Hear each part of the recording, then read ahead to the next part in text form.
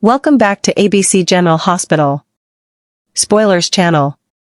Today we will learn about the explosive developments surrounding Drew Cain's shooting, investigation, and how Curtis Ashford has suddenly emerged as the prime suspect in this tangled web of deception, betrayal, and potential revenge.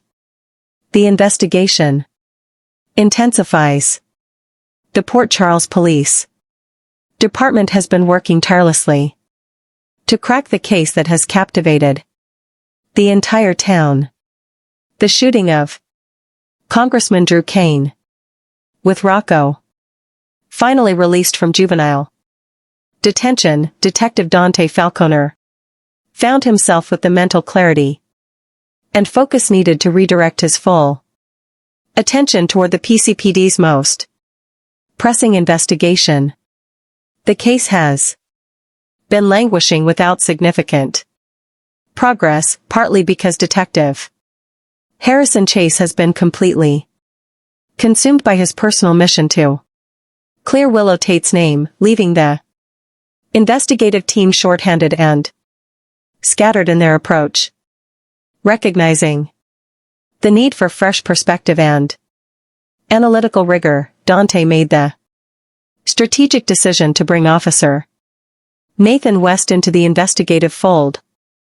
Nathan's sharp investigative instincts and objective viewpoint could provide the breakthrough the case desperately needed. After reviewing the evidence board and studying the complex relationship dynamics between all the potential suspects, Nathan offered his preliminary assessment with professional caution. While Michael Corinthos appeared to be the most obvious candidate based on motive, means, and opportunity, Nathan suggested something that caught Di's attention. They should take a closer look at the one person who had been quietly sitting on the periphery of suspicion without drawing much scrutiny. Curtis Ashford. A confrontation at the restaurant. Curtis's evening took an unexpected turn when he arranged to meet his Aunt Stella Henry for what he hoped would be a pleasant dinner at one of Port Charles's upscale establishments. Neither Curtis nor Stella had any idea that fate had orchestrated an uncomfortable coincidence. Drew Cain and his attorney, Martin Gray, had chosen the exact same restaurant for their own business meeting. The atmosphere shifted dramatically when Stella, a woman who has never been one to shy away from speaking truth to power, spotted the congressman across the dining room. Stella's strong moral compass and her fierce protective instincts for her family kicked into high gear. She made the bold decision to confront Drew directly about his egregious actions and the pain he had caused to people she cared about deeply. What started as a pointed conversation quickly escalated into a heated public exchange. Drew, ever the master manipulator, demonstrated his particular talent for psychological warfare by deploying carefully crafted verbal jabs designed to provoke maximum emotional response.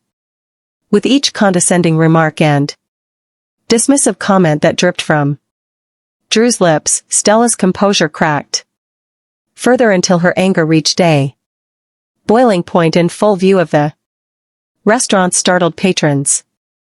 Before Curtis could physically intervene and pull his aunt away from the increasingly volatile confrontation, Stella delivered a chilling statement that would later take on prophetic significance. She declared with unmistakable conviction in her voice that she wouldn't be the least bit surprised if someone attempted to shoot Drew again, and perhaps this time with fatal results. The words hung in the air like a dark omen witnessed by multiple diners who would undoubtedly remember this explosive scene foreshadowing Drew's fate.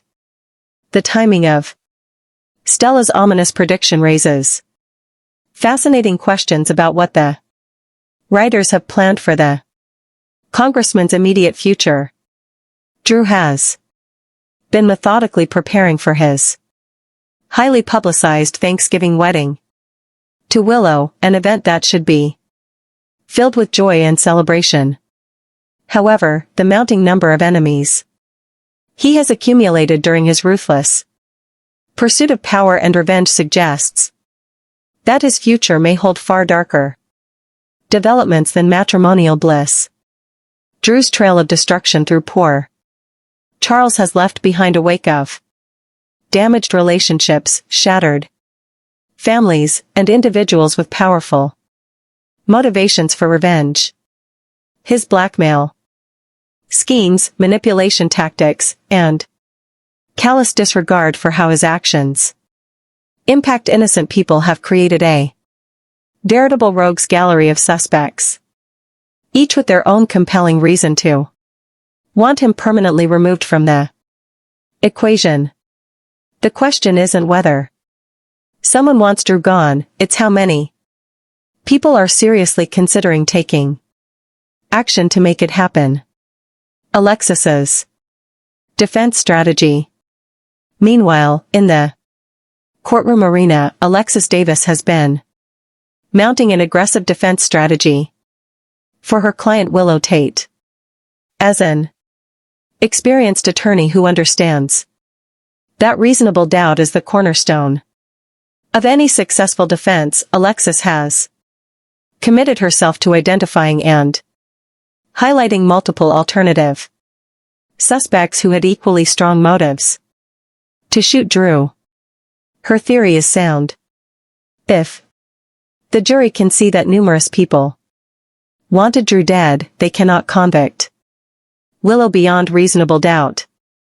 Drew himself has become fixated on proving that Michael Curinthos pulled the trigger, and Detective Chase has unfortunately allowed his personal feelings for Willow to cloud his professional judgment, leading him to pursue theories that support Drew's narrative.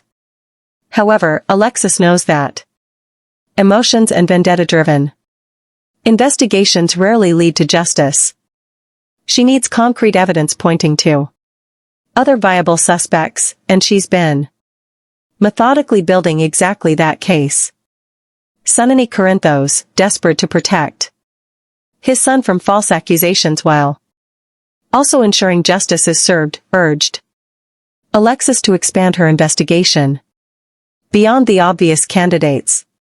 He even provided her with a potentially explosive lead by suggesting she investigate Dr. for Portia Robinson, information he obtained through his complicated relationship with Nina Reeves. What initially seemed like a long shot began to develop into something far more substantial as Alexis dug deeper. Portia's compromised alibi. The investigation took a dramatic turn when Alexis made the clever move of enlisting Felicia Scorpio's investigative expertise to verify Portia's alibi. Portia had claimed she was on call at General Hospital during the time window when Drew was shot, which should have been easily verifiable through hospital records and staff schedules. However, Felicia's thorough investigation uncovered a troubling discrepancy. Portia's alibi was demonstrably false. The hospital records showed she was not in fact on call that evening. The truth known only to Portia and one other person is that she was spending that evening with Dr. Isaiah Gainen in a secret romantic encounter. This affair has enormous implications because Portia is now pregnant. And given the timeline of her relationship with both Curtis and Isaiah, there exists genuine uncertainty about which man is the biological father. Portia's False alibi wasn't created to conceal a violent crime.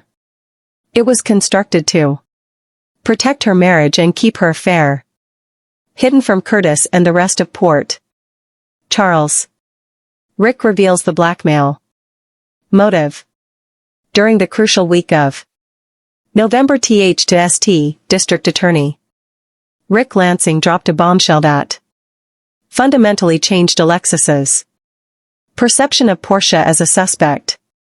Rick revealed that Portia possessed a powerful motive that went far beyond anything previously considered. Drew had been actively blackmailing her over falsified hospital records related to Heather Weber from years earlier. This wasn't a minor indiscretion. The revelation of those altered records could destroy Portia's medical career, her reputation, and potentially result in criminal charges. Suddenly, Portia transformed from a peripheral figure in the investigation into someone with a concrete, compelling reason to want Drew permanently silenced. The blackmail gave her both motive and desperation to dangerous ingredients that could drive even a normally law-abiding citizen to consider extreme measures. Drew's pattern of using people's secrets as weapons had finally been exposed as a systematic campaign of manipulation and control.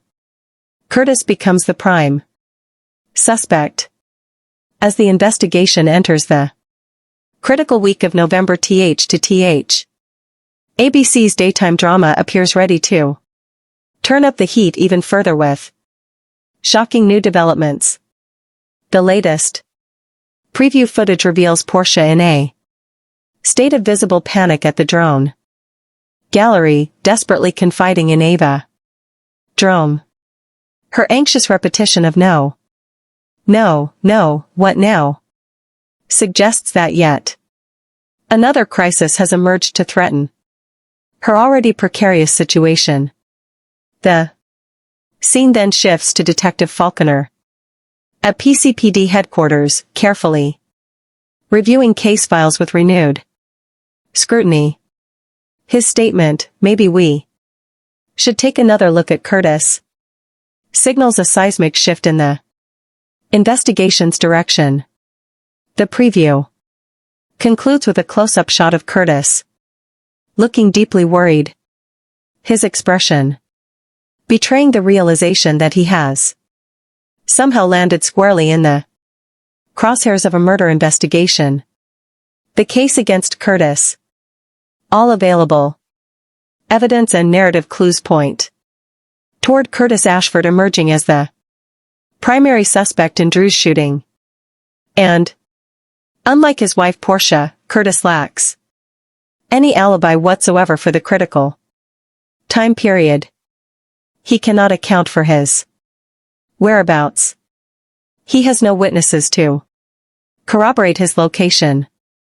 And he possessed a powerful motive that investigators will find compelling, ending Drew's blackmail scheme that threatened to destroy his marriage and his wife's career. If the police pressure intensifies on Portia and she faces potential arrest, she will be forced into an impossible choice. To establish her true alibi, she would need to reveal that she was with Isaiah Gainan, which would instantly expose her extramarital affair to Curtis, her family, and the entire Port Charles community. Furthermore, it would raise the inevitable question about her pregnancy and paternity uncertainty. From a purely legal standpoint, prison time might actually seem preferable to the complete destruction of her marriage and family that would result from the truth coming to light. The unlikely culprit theory.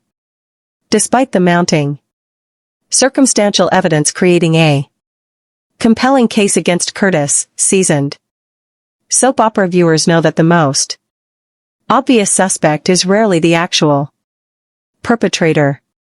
Curtis shooting Drew would certainly solve his blackmail problem permanently, but such violent, premeditated action runs completely contrary to everything we know about his character.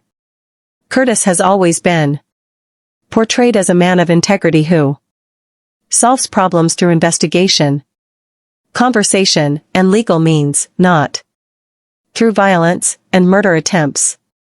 The fundamental principle of soap opera storytelling dictates that the writers deliberately construct elaborate misdirection to keep audiences guessing until the final reveal.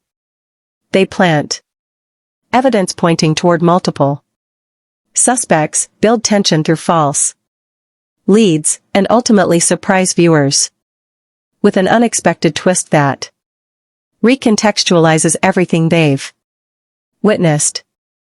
Curtis being the shooter would be too straightforward, too predictable, and ultimately unsatisfying. From a narrative perspective, the November sweeps finale approaches. The timing of these developments proves significant as General Hospital approaches the final days of November sweeps.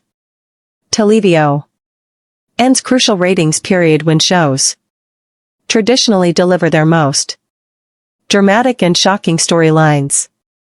The reveal of Drew's actual shooter seems imminent with all the pieces positioned on the board for maximum impact. Next, we will learn about the issue that has captivated longtime fans and sparked intense discussion across social media. The remarkable parallels between Jocelyn Jacks and Vaughn's forbidden romance and the legendary love story of Robert Scorpio and Anna Dean that define General Hospital's golden era of espionage drama. The dangerous chemistry building in Port Charles.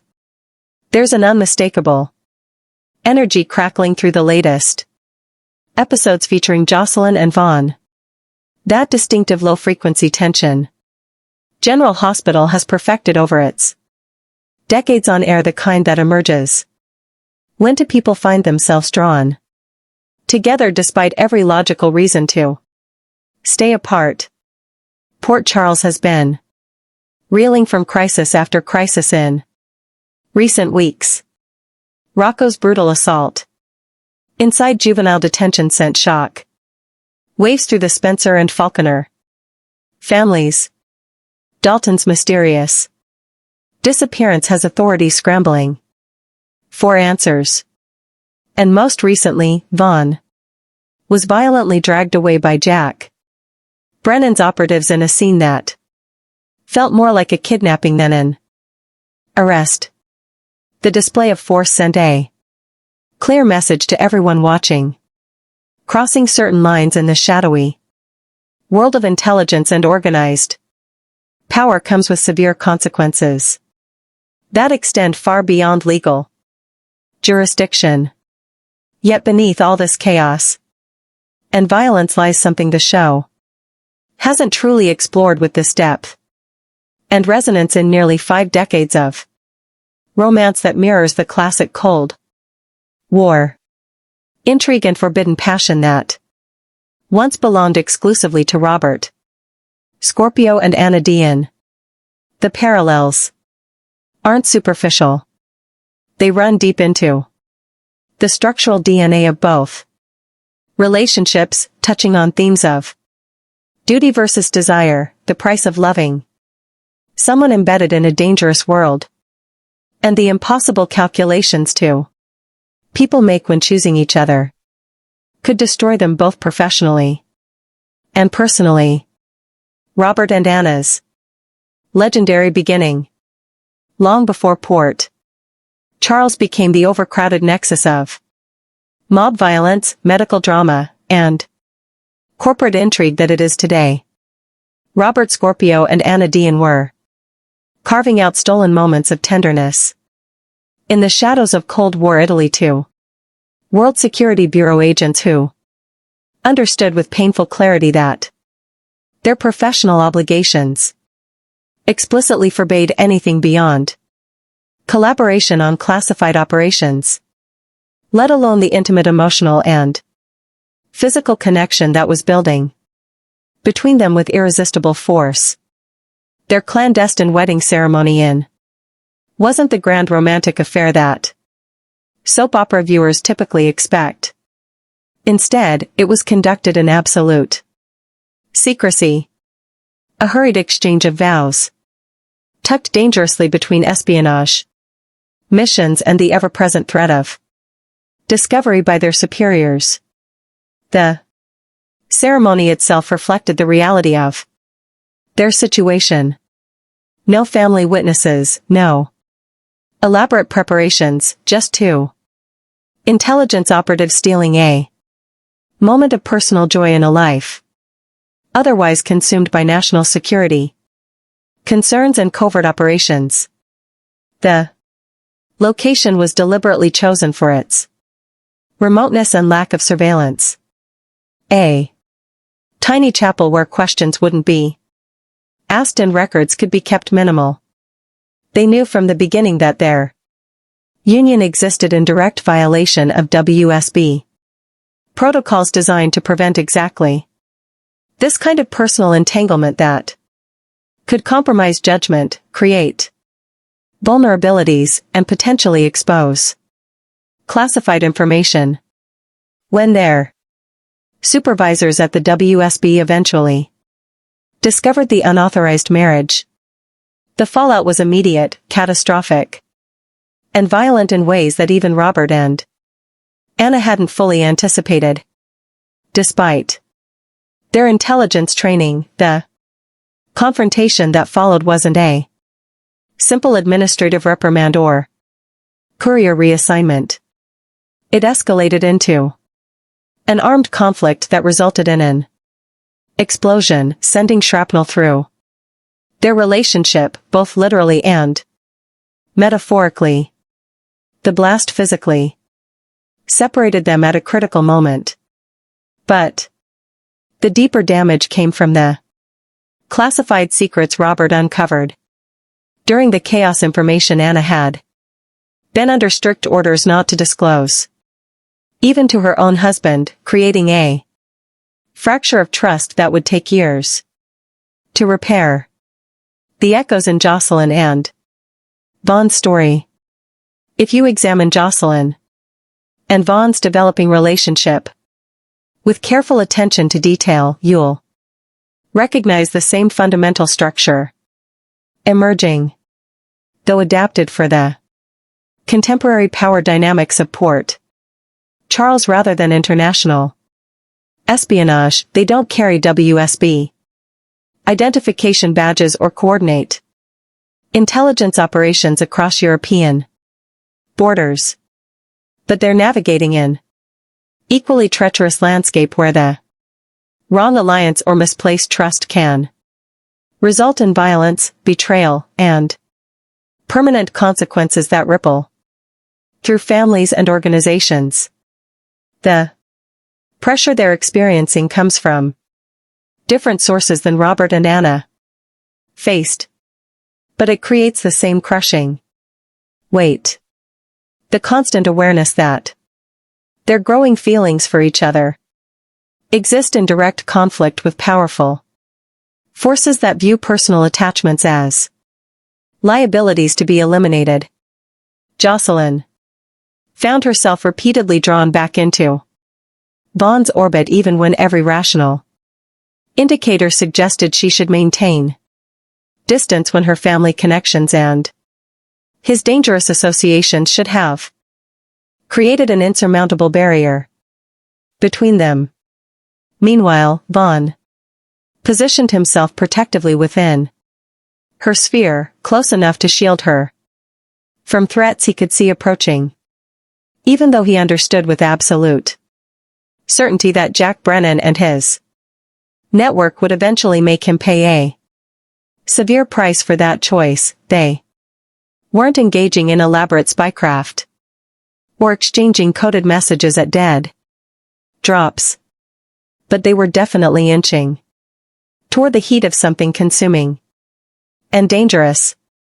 And anyone who's been watching General Hospital with attention to its historical patterns could feel the tension building toward an inevitable breaking point. The stolen glances, the conversations that lasted longer than necessary. The way Vaughn's protective instincts overrode his self-preservation when Jocelyn was potentially at risk of it signaled a connection deepening faster than either of them could control. When power punishes love, then came the brutal echo of history. The punishment swift and public in its intent if not its execution. Robert and Anna had their marriage systematically destroyed by the very intelligence apparatus that had trained them, shaped their identities, and controlled their professional existence. Vaughn gets forcibly removed by WSB operatives as if he's committed an act of treason when his actual crime was simply caring about the wrong person at precisely the wrong time in the complex power struggles currently consuming Port Charles. The methods differ across the decades. One era weaponized Cold War espionage protocols and international security concerns as the cage that trapped Robert and Anna, while the current situation employs organized institutional power and a brutal chain of command that answers to no democratic oversight. The tools have evolved. The geopolitical context has shifted, but the fundamental trap remains identical in its essential function. Isolate those who transgress, demonstrate the cost of divided loyalties, and send an unmistakable warning to anyone else who might consider putting personal feelings above organizational priorities. General Hospital understands its own rich lineage and knows exactly how to mine its historical storylines for contemporary resonance. The show has always recognized that its most powerful narratives emerge when past and present create harmonic resonance. When younger characters unknowingly walk paths carved decades earlier by their predecessors. The brutal cost of forbidden connection. This isn't the soft, easily resolved that characterizes many modern soap opera relationships. The November th. episode demonstrated the show's willingness to lean into the harsher realities of this situation, exploring the genuine risk, the corrosive guilt, and the bruised emotional edges of a relationship that wasn't supposed to exist and now faces active suppression by powerful forces. The episode featured Jocelyn venting her frustration and concern about Lucas living on Spoon Island with Marco and Sidwell, a living arrangement that places someone she cares about in immediate proximity to dangerous criminal elements.